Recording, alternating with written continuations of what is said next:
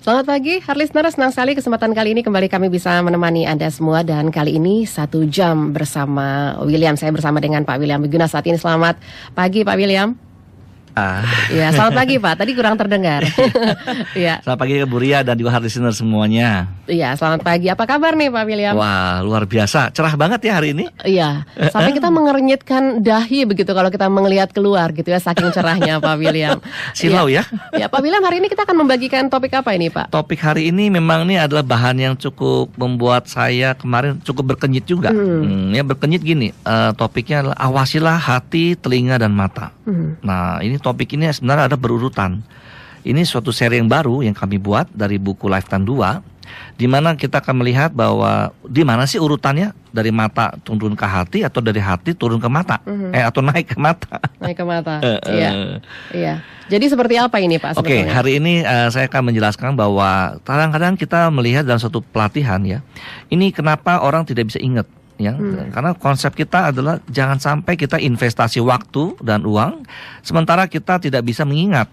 Nah, salah satu faktor penting di sini adalah problem di mana Anda tidak bisa sinkron antara hati, telinga dan mata. Sekalipun orang sudah melihat dengan video ya, kami melakukan survei Mbak Ria. Ternyata orang memang suka dengan konsep yaitu apa? Pertama adalah 2 arah. Itu nomor 1. Kedua, mereka suka ada namanya video dan suara. Ya. Yang ketiga, mereka suka dengan adanya diberi kesempatan untuk tanya jawab. Nah, yang keempat, mereka suka dengan adanya role play. Nah, dari hal inilah kami memberikan survei, ya, mendapatkan survei ini bahwa ternyata ada hubungan antara hati, telinga dan mata. Nah, kalau misalnya Anda seringkali gagal bisa mengingat suatu program, saya yakin bahwa Anda tidak melihat urutannya ini. Ini bisa saja karena sang pembicara tidak mengetahui hukum alam ini, atau Anda tidak menyiapkan diri Anda, sehingga Anda tidak tahu bahwa ketika Anda datang, itu waktu berlalu, yang penting nggak tidur aja mungkin, Anda targetnya, dan itu fatal. Ini memang pengalaman saya Bu Ria. Iya, jadi memang sepertinya ini hubungan-hubungan ini hubungan kekerabatan begitu ya, semua ini dalam satu jalur begitu Pak. Sangat hardline. Itu jalurnya kan jalur hati. Jadi selama memang kalau salah satu tidak berfungsi itu bagaimana Pak? Apa yang terjadi? Ini yang terjadi ya. Kami kemarin baru saja di salah satu organisasi hari kemarin ya, kami ambil survei. Ternyata dari level tua mereka itu bisa tertulis bahwa ini program muluk katanya. Nah ini saya langsung memperhatikan mereka yang menjawab muluk atau tidak mungkin, ya artinya tidak bisa menerima, tidak percaya, itu langsung kami pisahkan. Nah dari sini saya yakin bahwa ini benar-benar kenyataan kalau orang tidak bisa melihat dari hatinya, mendengar dari hatinya, apapun yang dia lihat dan dia telinga itu orang namanya bilang munafik. Nah Bu Ria pernah dengar ya? Iya. Nah orang itu kelihatannya mengerti, kemudian dia kelihatannya paham, dan masalahnya itu banyak di perusahaan. Mereka yes man, tetapi hati-hati, mereka tidak mendengarkan dengan hati. Selama ini Pak William Wiguna, apa sih, ini kan Pak William kan dari Care Plus begitu ya, yang memang begitu perhatian sekali terhadap satu konseling, kemudian juga tingkah laku dari setiap orang. Sebenarnya kalau dari selama ini pengalaman Pak William sendiri seperti apa Pak? Ya itu dia yang saya lihat. Ini topik pertama yang paling menggelikan adalah kami ingin membuktikan adalah orang seringkali tidak menyadari bahwa problem utama kalau lupa itu adalah sebuah perilaku. Mereka anggap lupa itu harus diingetin. Makanya kita bisa melihat itu contoh ini salah kaprah turun-temurun. Misalnya seorang tua pada anaknya seringkali mengingatkan, dan sampai-sampai ada orang tua bilang ini, saya harus bawel nih kalau punya anak. Ya, itu sebenarnya satu pengertian yang salah. Bagaimana supaya orang tidak lupa? Ya, dipikir dia itu dengan cara diingatkan. Nah, sementara anak-anak yang mengerti dari kelas bahasa ini ya, dia tahu mamanya kalau nggak bawel caranya bukan diikutin, tapi tolong diapain? Diyain dulu. Padahal dia nggak juga lakukan. Nah, jadi sama saja nih dua hal ini contoh bahwa dia mengingatkan orang bosan atau orang iyain tapi tidak lakukan. Nah, topik ini yang kita mau bahas dari hati, telinga, dan mata. Iya, karena ini terkait ternyata dengan perilaku manusia. Sangat. Ya? Iya. Sangat. Orang Iya. pikir ini cuma masalah teori atau masalah orangnya nggak bisa ngomong atau Anda cara penyampaiannya atau bla bla bla ya secara teori. Menurut saya ini kembalikan lagi pada fokusnya.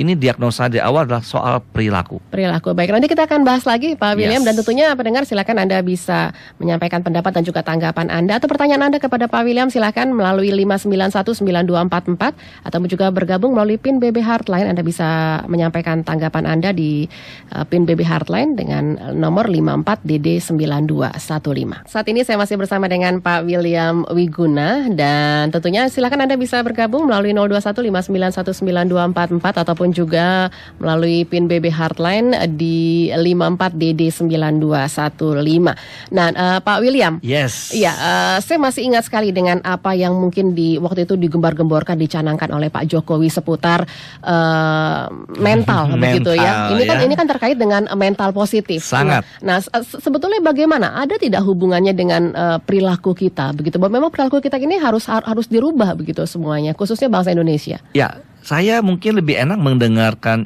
menceritakan dengan sebuah cerita, Bu ya. Jadi dengan cerita ini Anda akan lihat di mana titik temunya kita dan kenapa kita bangsa yang suka lupa sejarah. Kita lihat ya. Saya pernah menonton sebuah film namanya film The Notebook ya. Bu Dia pernah nonton film itu nggak? The Notebook mungkin agak-agak lupa nih Pak. Gimana Pak ceritanya? Ini filmnya sangat romantis tapi dalam sekali ya. Saya nonton waktu itu tahun 2004 ya. Dan film drama ini berbasis atas novel Ferraris karyanya Nicholas Sparks ya. Nah, yang penting gini, ada bagian dari film tersebut yang mengangkat sebuah ingatan ya, tentang mengenai ingatan.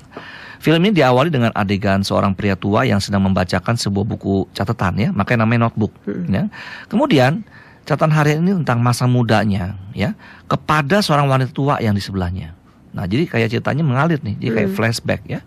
Nah, kemudian dalam ceritanya itu dia mulai menceritakan bahwa ada pertemuan antara seorang pria miskin yang bernama Noah ya. Kemudian dia bertemu dengan wanita yang kaya yang bernama Ali. Noah dan Ali bertemu kira-kira gitu ya. Waktu mereka jatuh cinta ya. Tetapi kisah cinta ini seperti biasa ya dilarang oleh orang tuanya, yang karena satu miskin, yang satu kaya. Ya. Kemudian mereka ditolak oleh si orang tua Eli dan akhirnya Eli dijodohkan dengan pria lain. Nah, kemudian dengan cara apa? Yaitu dia disuruh sekolah yang jauh, ya. Nah, kemudian waktu dia sekolah yang jauh, Noah berjanji akan mengirimi surat nih kepada Eli. Jadi dia kirimin surat tiap hari sampai total 365. Jadi total tiap hari dia kirim surat sebanyak 365. Ya. Jadi satu hari satu surat. Betul. Dan itu belum ada BBM, WhatsApp ya. Ini cerita beneran pakai surat dia bikin. Dan ternyata selalu disortir, disensor oleh orang tuanya Ali. Jadi tidak pernah surat itu sampai kepada si Ali. Dan akhirnya Noah ini merasa bahwa ya sudah tidak bisa lagi dihubungin. Nah, ternyata waktu Ali ini sudah lupa dengan Noah ya, ini udah lupa nih. Ali kemudian menikah dengan dengan pacar yang dijodohkan oleh orang tuanya. Nah, waktu menikah mereka akhirnya ketemu lagi si Ali ini dengan si Noah. Dan cerita itu kemudian berkembang, mereka akhirnya bersatu kembali lah ceritanya seperti itu. Yang tidak disangka, Bu Ria, ternyata pria tua yang menceritakan tadi itu adalah yang namanya Noah ini. Waktu dia bercerita dengan si Ali tadi, si Ali itu sudah dalam keadaan pikun, Alzheimer dia kena. Nah, artinya apa? Waktu dalam usia tua ini, Anda sadar nggak? Otak kita sudah tidak mampu lagi mengingat hati Anda yang membuat orang bisa bertahan. Jadi dari film ini memang saya cukup bisa melihat ya bagaimana perjuangan orang yang mulai pikun itu kayak kehilangan harta, benar Bu Ria. Iya. Bayangkan kalau kita bisa tidak ingat pasangan sebelah kita ini. Anda sadar nggak? Dia kaget loh, ya. Dan saya bisa ngerasakan bagaimana kalau Anda tidak menghargai ingatan Anda, yang sebenarnya semua dikontrol dari hati Anda. Ya, kalau hati Anda tidak mau lagi, ya Anda seringkali nyanyi lagu ini kan lumpuhkanlah ingatanku. Tolong jangan setel dulu karena pagi ini kita berharap Anda yang kontrol, jangan dulu dilupakan suatu harta benda ini. Dari hati maka Anda bisa mengeluarkan dengan telinga dan mata. Memang benar waktu orang jatuh cinta dari mata dulu kan, orang melihatnya kemudian dia jatuh ke hati ya. Tetapi ketika Anda sudah mulai kenalan dan kemudian Anda mau bertanggung jawab, bukti seseorang kerjasama adalah dia tunjukkan dalam bentuk hatinya ini. Nah, apa kaitannya dengan mental? Nah, mental kita saat ini kebanyakan sekali kita punya program itu hanya buat show off, hanya buat mata dan hati. Padahal kita sudah memilih orang yang tepat misalnya. Tapi kita kurang menjaga. Ya, kita tidak berani menceritakan berulang-ulang pada anak kita contohnya. Artisnya berapa banyak Anda yang masih bercerita pada anak-anak. Dan yang seingat saya, kekuatan dari Bob Sadino adalah dia sering bercerita. Ya, kekuatan dari para orang yang sukses adalah dia sering bercerita kepada teamworknya. Mengingatkan bagaimana hubungan hati lebih kuat daripada hubungan sekedar perintah, ya, lewat suara atau mata. Nah, ini yang kita mau tunjukkan. Dalam pelatihan yang kita berikan memang benar ya, kita banyak menggunakan semua cerita. Ya, dengan sebuah cerita yang benar, dengan role play yang tepat, maka orang bisa menggerakkan hatinya untuk mengingat lebih lama. Jadi membuat orang ingat lebih lama karena hatinya sudah di sana. Tapi kalau orang sedang berantem, orang ngomong apa saja kedengaran nggak, Bu Ria? Enggak. Makanya teriak-teriakan kan kalau orang berantem. Iya. Nah, sebetulnya pelatihan yang selama ini dilakukan oleh Pak William sendiri itu ditujukan kepada siapa, Pak? Memang kita bagi dua, Bu Ria. Ya, kita bagi dua untuk bagian pada perusahaan yang terutama kita handle ya. Itu ada sekitar 30.000 peserta saat ini. Yang kita udah khususkan pada mereka yang mau menghandle masalah behavioral key performance indicator. Jadi perilaku itu bisa diukur sekarang ini, Bu Ria. Dulu orang pikir perilaku itu otomatis. Bagaimana cara kita mengukur perilaku, Pak? Nah, misalnya seseorang saat ini dia, misalnya saya tanya ya, kalau Anda seorang supir misalnya, ya, seorang supir ya, ini contoh saja ya, saya ambil yang paling sederhana. Bagaimana mungkin supir bisa naik prestasinya sih dengan program perilaku ini? Nah, contoh seperti ini, Bu Ria. Seorang katakan si A ya, Ahmad lah ya. Ahmad ya, kami panggil misalnya. Ahmad, Anda sebagai supir ya. Kemudian kalau ditanya kan enak. Dia job desk seorang supir biasanya adalah mengantar penumpang. Nah, pertanyaan pertama saya memang seperti itu ya. Job desk utamanya mengantar penumpang katanya. Kemudian pertanyaan berikutnya adalah, Ahmad, penumpang yang selamat itu tanggung jawab siapa? Nah, Ibu Ria tahu dia akan jawab apa? Seorang sopir, tanggung jawab saya. Saya. Iya. Betul ya. Nah, pertanyaan berikutnya saya tanya, mana buktinya bahwa penumpang selamat?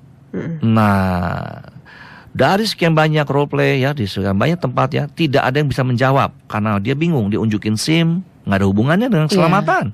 Dia unjukin orangnya masih ada. Saya bilang saya bisa bilang saya nggak lihat dulu.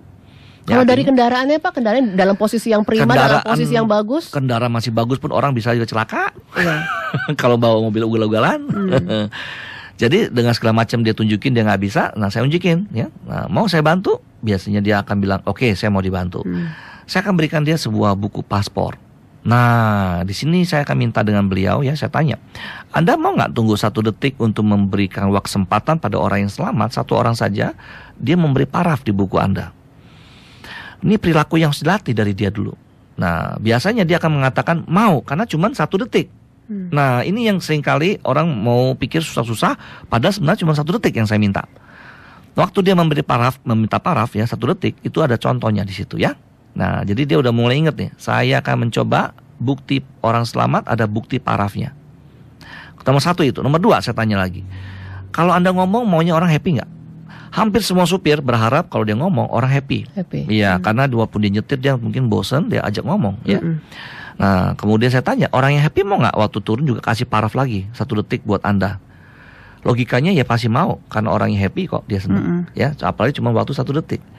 Nah, sejak itulah si supir ini saya biarkan. Anda pikir baik-baik apa yang Anda mau lakukan mulai besok? Iya, Pak, saya akan mengatakan minta waktu 1 detik, orang selamat dan orang happy. Cuman 2 Bu Ria ya. Jadi artinya dia akan mencoba lakukan, dan saya bukan yang nggak percaya, cuma saya bilang bulan depan saya akan datang lagi untuk mengecek, mau lihat. Kan pertanyaannya masih belum selesai. Mana bukti orang selamat kalau dia bawa mobil? Dia bisa ngomong tapi nggak ada bukti loh. Bu Ria, ini yang perilaku yang tidak terlatih di negara kita. Bisa ngomong nggak ada bukti. Nah, sopir ini aja lagi sedang latihan. Bulan depannya saya datang dan ternyata dia bisa buktikan bahwa ternyata dia sudah menghasilkan ada bukti orang-orang selamat dan orang happy 80%. Ini sebagai contoh. Rupanya kalau dia ngomong 80% orang happy, biasanya saya bandingkan dengan orang marketing, Bu Ria. Orang marketing saya tanya bagian direkturnya lah biasanya saya panggil tinggi. Anak buah Anda kira-kira berapa persen orang happy kalau anak buah Anda ketemu orang-orang? Itu direktur marketing biasanya ngomongnya angkanya di bawah 50% lah kira-kira. Nggak sampai setengahnya ya? Nggak nyampe. Itu aja udah saya bilang, saya rasanya saya nggak percaya. Saya bilang kenapa? Nggak ada buktinya. Dia bilang mau itu adalah efek penjualan, saya bilang enggak, itu efek penjualan bukan orang happy. Bisa saja dia menjual tapi nggak happy. Banyak kan gitu kan Bu ya. Iya. Makanya orang suka tidak tahu bahwa kunci orang menjualan adalah happy nggak nih orang. Nah, supir tadi bisa membuktikan bahwa 80% orang happy. Saya tinggal tanya sama direktur marketingnya, ini masa depannya cerah nggak orang ini? Nah, biasanya orang baru kebuka Bu ya. Sang sopir tadi ikut program kita tanpa sadar dia punya perilaku bertambah, yaitu apa? Tiap bulan nambah 2 jurus. 2 jurus akhirnya total 12 jurus dia punya. Menurut saya, dia sudah bisa membedakan antara supir yang biasa saja dengan supir yang berperilaku. Nah, tanpa sadar, tidak pernah kita pikirkan bahwa orang ini dilatih di perusahaan-perusahaan kita. Misalnya Pak, seorang supir kalau dia jadi hebat, itu karena tidak ada sistem yang membantunya loh. Sendiri, jadi otodidak semuanya sendiri. Otodidak Bu Ria. Nah, tapi dengan program kita, berapa banyak orang telah berhasil ya? Ya, saya nggak perlu sebutkan lah nama PT-nya. Misalnya ada seorang office boy menjadi GM ya. Menurut Anda itu kalau lewat jalur teknis mau berapa lama? Sementara kita lihat orang-orang yang sukses kayak Lim Chi Leong dan Bob Sadino, mereka bilang apa? Ini bukan soal pintar kalau dia menjadi sukses. Sementara di sekolahan, di pekerjaan, kita membebani orang harus ikutin grade ini, grade ini. Sementara program kita 6 bulan cukup membuka mata. Anda tahukah hati, telinga, dan mata itu bisa dilatih dengan sebuah namanya perilaku. Kita tidak bisa menyuci otak orang, ya. Itu bukan hati yang dicuci itu, otaknya dicuci. Tapi hatinya mungkin sebel karena setiap orang yang bilang ulang, menurut survei orang biasa enek. Nah, dengan program ini saya udah buktikan dia di sebuah perusahaan begitu banyaknya orang bisa meningkat, dia punya jurus, itu artinya masa depannya prestasi dia makin banyak. Itu program apa namanya Pak? Behavioral Key Performance Indicator. Nah, BKPI singkatannya. Nah, jadi kalau misalnya Harsina udah mendengar acara hari ini, Anda bisa coba, Anda tanyakan yang program kayak saya tadi. Bagaimana mungkin seorang supir punya jurus kalau dia tidak memiliki metode perilaku? Kalau hanya sekedar baik, oh dia rajin, itu tidak cukup. Ya, harus ada buktinya karena kita sudah cukup banyak orang ngomong mau revolusi mental. Iya. Nah, dari contoh tadi yang seorang supir taksi itu, memang ini seharusnya dari pemilik perusahaan taksi atau pemilik pool tersebut. Pemilik pool tersebut yang memang seharusnya ini harus dibukakan dulu terlebih dahulu ya Pak William ya. That's right. Saya yakin tidak ada pelatihan seperti ini karena mereka hanya dijaga untuk semuanya semata-mata teknis. Iya, selama ini kita dibombardir dengan banyaknya pelatihan, Pak William. Kita dibombardir dengan namanya pelatihan otak kiri, otak kanan, dan juga pelatihan-pelatihan yang lainnya. Sementara itu pelatihan perilaku atau salon perilaku ini kita tidak dapatkan. Dan tetapi pelatihan-pelatihan yang lain mengklaim bahwa dengan pelatihan yang mereka ikuti, otomatis perilaku juga mengikut. Saya jamin tidak otomatis. Dan makanya kami bisa memberikan garansi karena kami langsung ke masalah utamanya. Kalau orang berpikir misalnya gini, kalau orang kan pernah dengar Bu Ria nih, kalau orang dilihat ada orang S1 tiba-tiba dia banting kursi, ya mungkin orang lihat dia ngamuk ya, pasti orang sekitar bilang apa? Kok kelakuannya S1 kayak gitu ya? Kayak nggak sekolah. Paham gitu ya? Itu contoh yang fatal. Mereka nganggap orang yang sekolah otomatis dia sopan. Nah itu sama sekali tidak ada hubungannya. Misalnya orang-orang yang kasar itu dianggap karena dia nggak makan bangku sekolah. Saya bilang tidak perlu karena bagus sekolah kalau untuk menjadi orang yang rajin. Ya, karena saya bisa buktikan bahwa ini kita harus bedakan mana teknis, mana non teknis. Waktu kita belum punya contoh kayak Susi ya. Susi ini sebagai contoh yang luar biasa Bu Ria. Ya, orang saya tanya. Susi Pujiastuti. Oke, Bu Menteri. Bu Menteri ini ya. Bagaimana dia memberikan contoh bahwa dia itu bukan orang pintar. Ya karena dia dari standar pinter, dia nggak bakal masuk. Orang banyak yang ngejek, lulusan cuma SMP ya, itu ngejek tuh orang-orang S2 loh Bu, S3 loh, saya baca juga tuh ya. Padahal ketika kita lihat setelah dia action, menurut saya dia lebih pinter daripada yang punya gelar. Jadi menteri favorit sekarang. Nah kenapa? Karena dia rajin lebih dahulu. Nah dari konsep kita ini memang kami tularkan konsep pinter dan rajin di bagian family. Nah, jadi kalau tadi kita udah masuk BKPI di bagian perusahaan, kita sekarang pindah nih. Nah, program ini juga diterapkan dalam individu dan keluarga, Bu Ria. Karena 90% lulusan negara kita nyasar, saya mau cari penyebabnya. Kenapa? Ya sumbernya dari keluarga, Bu Ria. Nyasarnya maksudnya sebetulnya salah jurusan. Salah cari pacar, salah cari kerja. Iya. Coba berapa banyak orang konseling seperti itu? Kenapa bisa salah? Jadi urutannya kita kembali lagi. Karena apa? Ternyata para orang tua didesain tuh ya oleh otaknya, mereka meminta supaya anaknya pintar. Nah kalau anaknya pintar, Bu Ria, otomatis orang pikirnya apa? Karena dia bodoh kan? Nah kalau orang bodoh obatnya dikasih sekolah dong. Iya, dikasih kursus, kasih sekolah, kursus, kan? Kasih yang lain ya. Nah ingat sekali lagi, kalau kita ke dokter, kalau salah diagnosa, kita akan salah obat loh. Iya. Nah faktanya negara kita butuh orang yang rajin. Dan caranya gimana? Ujung-ujungnya nanti malah praktek, malah jadi panjang ceritanya. Betul ya. Ini contoh gini Bu Ria, ya saya tanya pada orang-orang tertentu, Anda mau anaknya supaya apa? Hampir 100% orang tua maunya pintar. Kemudian pada manajer dan beberapa pimpinan, direktur juga. Anda kasih training sekolah di training ini untuk di perusahaan itu apa? Supaya karyawan pintar. Rajin, pintar. Tunggu dulu, semua mereka pintar. Iya. Karena mereka dikursusin juga dulu supaya kursus ini biar pintar pokoknya. Nah kemudian saya tanya, sampel ya, kalau Anda cari pembantu rumah tangga, Anda butuh yang pintar apa yang rajin? Dia jawabnya gini, saya butuh yang rajin. Oke, kalau Anda direktur atau Anda manajer, Anda cari staf yang pintar apa yang rajin sebenarnya? Iya, saya butuh yang rajin. Kalau Anda juga cari atau memilih presiden atau direktur, yang saya ngomong seperti ini, pintar yang pintar atau cari yang pintar apa yang rajin? Yang rajin. Sementara kita naik terus, kalau Anda boleh diizinkan memilih anggota DPR tuh yang mau yang pintar apa yang rajin sebenarnya Anda butuhin? Iya Pak, yang rajin ya. Nah, Bu Ria cukup jelas. Kita siapin yang pintar, padahal yang kita butuh rajin. Itu dua hal yang sangat berbeda. Itulah kita baru tahu. Berarti yang kedua nanti akan mengikuti yang pertama itu ya Pak ya. Ketika sudah rajin akan mengikuti. Nanti kita akan lanjutkan lagi Pak William ya. Oke, dan tentunya pendengar silakan Anda bisa berinteraksi di 5919244 atau melalui PIN BB Heartline di 54DD9215. Kita masih terus bersama di kesempatan kali ini dan tentunya Anda bisa bergabung silakan melalui 0215919244 ataupun juga melalui PIN BB Heartline di 54DD9215. Kami masih bersama dengan Pak William Wiguna dan untuk Anda yang ingin mendapatkan informasi lebih jauh seperti apa sebetulnya konseling yang dilakukan ataupun juga pelatihan yang dilakukan oleh Pak William, silakan Anda bisa kunjungi situsnya di careplusindonesia.com. Tulisannya menggunakan di careplusindonesia.com begitu ya Pak William ya. Dan tentunya silahkan Anda bisa bertanya di 5919244. Nah, Pak William dari tadi ceritanya tadi kita sudah sampaikan begitu ya. Apa yang harus dilakukan di keluarga dan ternyata memang salah ya. Salah dari awal. Kalau kita mendiagnosa ini sebetulnya salahnya dari awal-awalnya ya Pak ya. Nah, kita terus lagi ya. Tadi kan ada perusahaan kita deteksi bahwa kontak 90% nyasar dan gampang stres. Kedua, mereka larinya dari kepada keluarga. Nah, di keluarga ini di mana tuntutan yang paling penting dan juga di sekolah-sekolah ya, kami juga barusan kemarin dari 11 penabur ya Bu Rea. Dan memang benar, kenyataannya orang tua minta supaya pinter ya, dan semua kami tunjukin tuh fakta bukti orang pinter dan orang rajin adalah dua hal yang berbeda ya. Dan kemudian saya telusur lagi, kenapa orang tua punya pikiran pinter? Nah, saya memang suka orang yang suka survei Bu Ria. Saya teliti tahun 1943, di mana saya masih ingat dulu waktu masih kecil ya. Lagu ini pernah dipopulerkan tuh, namanya Pergi Belajar ya. Nah, Pergi Belajar tuh ngapain sih? Lagu itu dikarang oleh Ibu Sud yang tahun 1943 dan almarhumah ya. Kok ibu dan ayah masih ingat? Selamat pagi. Ya. Terus orang tuanya memberi jawaban kan? Selamat belajar nak, penuh semangat kan? Rajinlah selalu tentu kau dapat kan?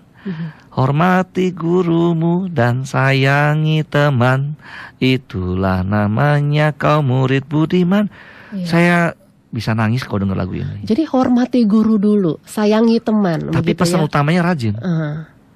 Orang rajin ini yang bisa menghormati guru dan sayang teman. Tapi orang yang pintar justru minterin guru, minterin temennya. Ini yang terjadi. Jadi lagu ini saya periksa tahun 43 dipopulerkan dan 2 tahun kemudian yang jelas kita merdeka. Saya nggak tahu apa hubungannya, tapi saya yakin rajin ini yang membuat bangsa kita berani, ya, dan tetap menghormati. Nah, ketika zaman makin berubah, lagu-lagu ini ketika kami tes di anak-anak sekolah TK di beberapa sekolah, mereka sudah tidak tahu lagu ini. Dan orang tua mengatakan bahwa mereka perintahnya ya pintar dulu yang penting. Iya. Kalau perlu ditambah les. Dan pintar itu identik dengan pelajaran-pelajaran eksakta. Hanya untuk dapat nilai. Betul. Yang bisa nilai adalah angka-angka, itu dia. Jadi mereka kalau nggak puas dengan angka 6, mereka maunya angka 10.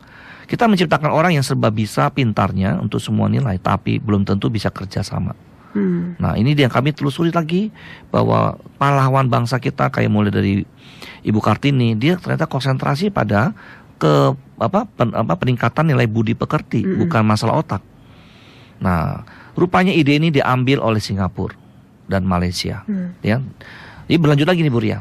Saya lihat lagi kenapa negara kita bisa merdeka tahun 45 dan dipelajari oleh Malaysia dan Singapura. Malaysia merdeka kemudian di tahun 65, ya, berarti 67. Berarti dia 12 tahun kemudian. Berapa? 57 ya berarti ya. Kemudian Singapura 65, berarti 20 tahun kemudian. Jadi negara-negara ini justru adik kelas kita sebenarnya. Karena mereka sebelumnya berguru dari sini. Berguru dari kita. Ingat kok bagaimana guru belajar ke kita ya. Dan mereka ambil intisari program yang ada di kita itu intisarinya rajin. Dan sebagai contohnya bahwa di Singapura saat ini mereka menjadi orang yang tidak pintar ya sebenarnya kalau dari segi anak-anaknya. Tapi karena mereka rajin, mereka saat ini menguasai Indonesia dengan cara apa? Singapura adalah memberikan pinjaman terbesar ke Indonesia setelah setelah dia baru Amerika dan Jepang.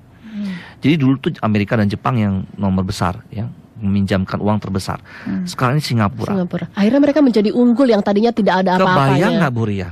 Oh ya, negara 6 juta orang memberi pinjaman pada 240 juta orang dan 13.000 pulau. Iya. Dan kita juga mengirimkan TKW ke Malaysia. Iya. Yang menunjukkan bahwa Malaysia lebih unggul dalam hal tenaga kerja.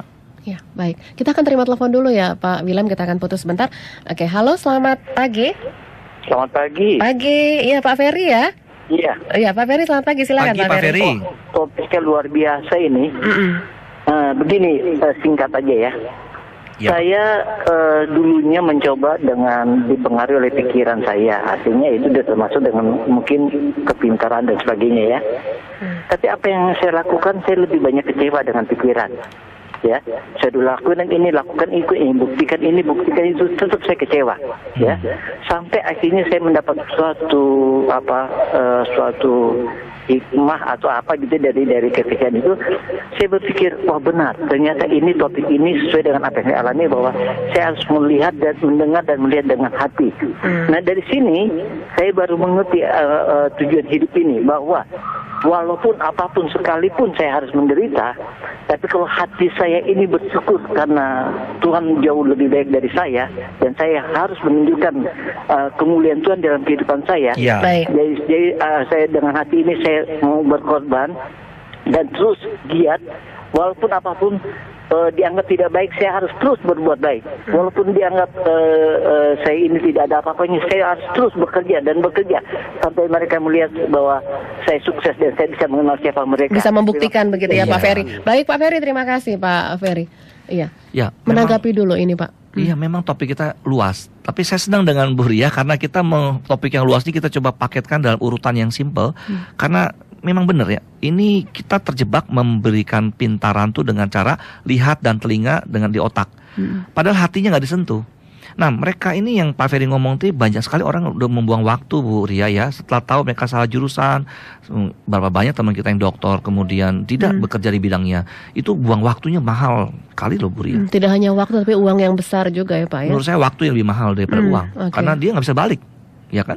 Nah, kembali lagi di sini. Jadi yang Pak Ferry sebagai contoh, dia mengakuinya sekarang bahwa memang bukan urusan di pikiran yang kita harus perjuangkan. Nah, setelah kita lihat bagaimana Singapura dan Malaysia menjadi tokoh, unggul di sini ya, kita lihat bahwa mereka bukan modal orang pinter, tapi dia rajin. UMR-nya saja di Singapura 8,7 juta, itu untuk kelas yang level bawah. Untuk yang level S1-nya udah di angka 20 jutaan. Dibandingkan dengan 2,7 ini jauh banget Pak, 8,727. So, pokoknya gini, saya hanya memberitahu pada hal listener, kita nih untuk masalah rajin memang ketinggalan ya. Efisiensinya, efektivitasnya sangat jauh. Kenapa mereka bisa bayar gitu mahal? Karena mereka melihat orang itu bisa diefisiensikan kerjanya. Nah, sementara di negara kita mungkin, saya ada banyak contoh-contoh ya, kenapa pinter ini menyebabkan orang terlalu gampang untuk tidak berpikir. Justru karena pintar orang nggak mikir loh. Ya, misalnya contoh seperti ini. Saya ambil contoh bahwa, ini saya ambil di koran ya Bu Ria ya. Kalau binatang dikasih insentif, dia akan tambah pintar. Ya, sekali lagi kalau dikasih insentif. Contohnya di sirkus, kalau kita lihat binatang tersebut dilatih lebih pintar ya. Bahkan simpanse bisa menghitung lebih cepat dari manusia. Ya, ini udah terbukti dari videonya saya. Tapi kita terima telepon dulu aja sebentar ya Pak ya. Oke, halo, selamat pagi. Selamat pagi. Pagi dari siapa Pak? Dari Yohanes. Pak Yohanes, silakan Pak Yohanes. Iya, pagi Pak Yohanes. Halo. Iya, halo, silakan Pak Yohanes mau bergabung ya Pak ya? Saya mau tanya informasi bisa? Oke, baik. Pak Yohanes bisa ke 594-94223 ya. Ke 594-94223. Ya, Yes. bagaimana tadi Pak? Jadi dengan cara eksperimen yang saya tonjolkan ya, Anda bisa nanti undang kami ya untuk melihat sendiri bagaimana eksperimen ini diberikan ya. Bagaimana simpanse mengalahkan manusia ya. Itu sebatas insentif. Jadi artinya insentif terbukti membuat binatang lebih pintar ya. Dari pintarnya loh ya yang diukur. Dia ada rasa ya, ada rasa bahwa ternyata dia Sangat. Nanti kalau Bu Ria mau lihat saya tunjukin nanti biar Bu Ria kaget. Aduh, jangan-jangan saya juga keceplosan ngomong sama anak nih kalimat pintar ini. Ya, oke lah, nanti kita ngelihat. Kemudian kedua, saya tes lagi film yang kedua. Bagaimana cara di Singapura mendidik anak ya. Itu yang di ujung-ujungnya adalah bukan soal insentif, tapi rajin yang diukur. Jadi dilihat bagaimana orang capek. Orang capek di sana itu dihargai. Karena orang yang capek berarti dia udah mengeluarkan potensinya. Sementara di kita mungkin orang yang capek mungkin dimarahin.